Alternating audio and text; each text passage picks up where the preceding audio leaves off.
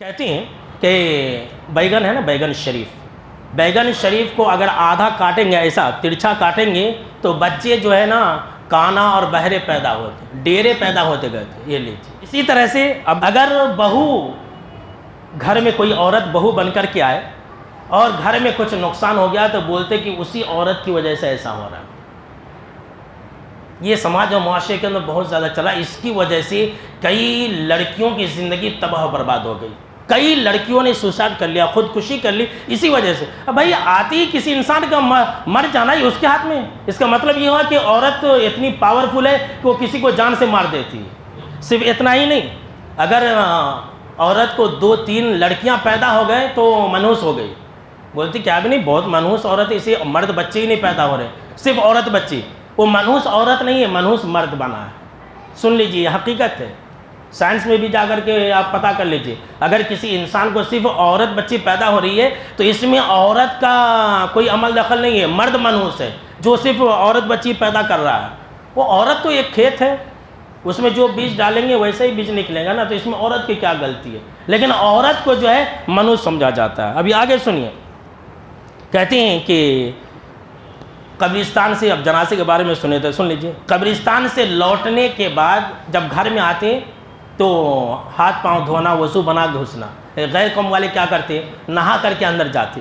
ہم مسلمانوں نے سوچا کہ اگر ہم یہ کام کریں گے تو لوگ بولیں گے ان غیر قوم کا ہے، تو اسی لیے کیا بول دیے؟ وضو بنا کر کے ہاتھ پاؤں دھو کر کے جانا۔ یہ لیجیے، یہ غیروں کا عقیدہ ہے، ان کا عقیدہ ہے کہ آتما پیچھے پیچھے آتی۔ اچھا، بہت سارے لوگ یہ کرتے ہیں کہ سفر میں نکلنے سے پہلے گاڑی کے جو 4 چکے کی گاڑی ہوتی ہے نا، گاڑی کے ٹائر کے نیچے نیموا رکھتے ہیں۔ نیمو نہیں بولا، نیمو شریف رکھتے ہیں۔ نیمو شریف جو ہے ٹائر کے نیچے رکھتے ہیں۔ بھائی نیمو کے اندر اتنی طاقت ہے کہ وہ مصیبت بلا کو ٹال دیتی، یہ عقیدے کے ساتھ رکھتے ہیں۔ اچھا، نئی گاڑی، نئی دکان اور اپنے گھر کے دہلیز کے سامنے میں لیمو اور مرچی لٹکاتے ہیں۔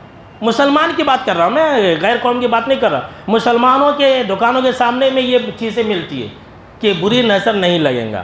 اچھا، مسلمان یہ کرتے ہیں کہ گھر کے چاروں کونے میں ہرے کپڑے میں ناریل لپیٹ کر کے رکھتے ہیں۔ جو کڈیاں ہوتے ہیں نا، ایسے کڈیوں کے اندر بولتے بھی بھائی چھونا نہیں، چھوئے تو کیا تو ایک ہوتا۔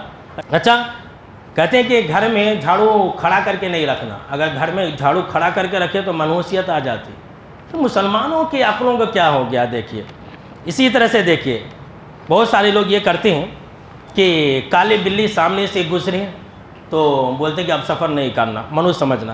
اسی طرح سے گھر کے سامنے میں جو بھی گھر وغیرہ آج کل بنا رہے ہیں واسطو کے حساب سے بنا رہے ہیں۔ یہ تو بیماری آج کل بہت عام ہو گئی۔ کیا کہتے ہیں کہ لیٹرنگ باتھ روم گھر کے سامنے رہنا، وہ کچن کا دروازہ ایسا رہنا، یہ واسطو بھی شرک ہے۔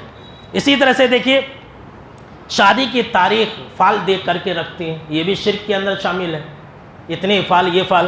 اچھا، وہ فال جو ہے اقرب کے دنوں کو تلاشتے ہیں، وہ کیلنڈر کے اندر اقرب لکھ کر کے آتا ہے، یہ اقرب کو نہیں ماننا۔ بولتے کہ ان دنوں کے اندر اگر کچھ کیے، شادی وغیرہ کیے تو نقصان ہوگا، طلاق ہو جائے گا۔ یہ لیجیے۔